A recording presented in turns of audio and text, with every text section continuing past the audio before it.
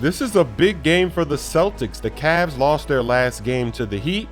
They rested LeBron and Kyrie. So this is an opportunity for the Celtics to get closer for that first seed. And Thomas hit the three and turned around before it went in. Bledsoe slashing. The nice pass. Sets up that high-flying dunk.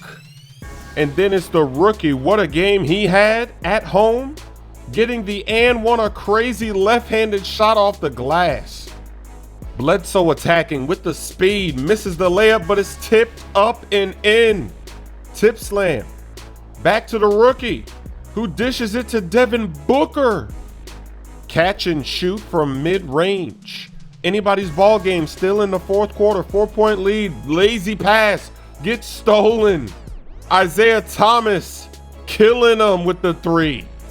Eric Bledsoe comes right back, pops a three of his own from way downtown.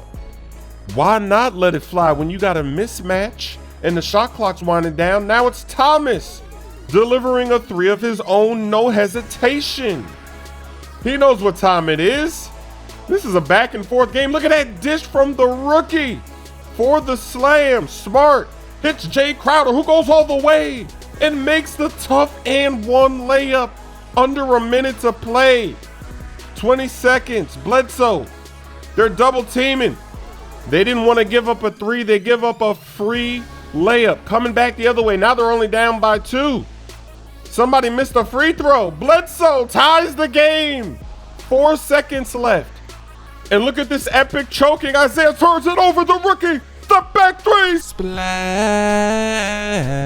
At the buzzer to beat the Celtics. Isaiah can't believe it. Steph Curry moves into 10th place on the all-time three-pointers list, passing Chauncey Billups, aka Mr. Big Shot. The Warriors are trying to bounce back. They lost back-to-back games for the first time since 2015. Derrick Rose bites on the pump fake.